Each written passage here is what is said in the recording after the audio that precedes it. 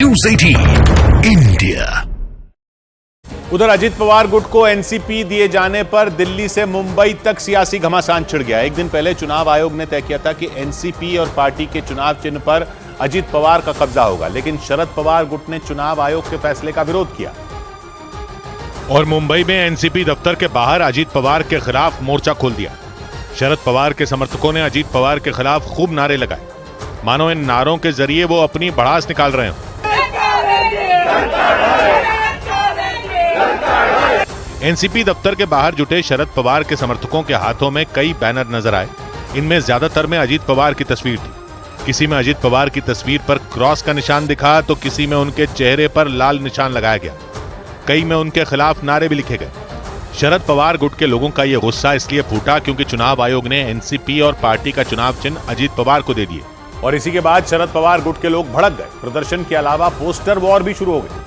शरद पवार के समर्थन में मुंबई और दिल्ली दोनों जगह पोस्टर लगाए गए और इन पोस्टरों के जरिए सीधा अजीत पवार को टारगेट किया गया। मुंबई में एनसीपी दफ्तर के बाहर लगे पोस्टर में यह तक लिख दिया गया कि चिन्ह तुम्हारा बाप हमारा। मुंबई से शुरू हुई ये पोस्टर वॉर दिल्ली भी पहुंची। दिल्ली में शरद पवार समर्थकों ने उनके आवास के बाहर पोस्टर लगाए और अजीत पवार पर निशाना साधते हुए लिखा कि जो अपनों का नहीं हुआ वो जनता का क्या होगा। दिल्ली और मुंबई में शरद पवार के समर्थन में ये पोस्टर रातों रात लगे और एनसीपी को अजीत पवार को दिए जाने का विरोध किया गया। चुनाव आयोग ने करीब 6 महीने सुनवाई करने के बाद अजीत पवार गुट के पक्ष में फैसला सुनाया। इस मामले में पिछले 6 महीने में 10 बार सुनवाई हुई और जैसे ही अजीत पवार गुट के पक्ष में फैसला आया, रात में ही जश्न मनने लगा। पुणे में तो इतनी आतिशबाजी हुई कि आसमान में रोशनी छा गई। मुंबई में तो अजीत पवार समर्थकों ने एनसीपी का चुनाव चिन्ह घड़ी लेकर प्रदर्शन किया क्योंकि चुनाव आयोग ने अजीत पवार गुट वाली एनसीपी को ही असली एनसीपी माना और पार्टी का चुनाव चिन्ह उसे दे दिया। इसी खुशी में अजीत पवार गुट ने नारे लगाए।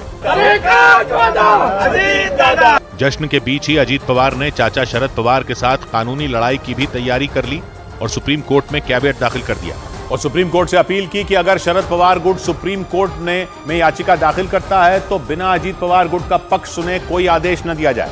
यानी अजीत पवार गुट ने अदालत में लड़ाई की तैयारी कर ली और शरद पवार गुट के सुप्रीम कोर्ट पहुंचने से पहले ही अपनी चाल चल दी। इस बीच दिल्ली में शरद पवार गुट की बैठक हुई और सूत्रों ने खबर दी कि शरद पवार गुट ने चुनाव आयोग के सामने 3 नामों का विकल्प रखा और शाम होते होते शरद पवार की पार्टी का अस्थायी नाम सामने आ गया।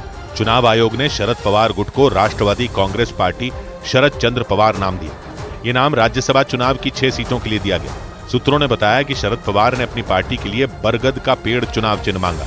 एनसीपी को अजीत पवार को देने के बाद शरद पवार को शाम 4 बजे तक का समय दिया गया था और अगर शरद पवार गुट 3 नामों का विकल्प नहीं देता तो गुट के सदस्यों को निर्दलीय चुनाव लड़ना पड़ता। लेकिन शरद पवार गुट ने चुनाव आयोग के फैसले का विरोध जारी रखा। एनसीपी पर अजीत पवार गुट के कब्जे के बाद दोनों तरफ से जमकर बयानबाजी हुई और शरद पवार गुट ने चुनाव आयोग के फैसले पर सवाल उठाया।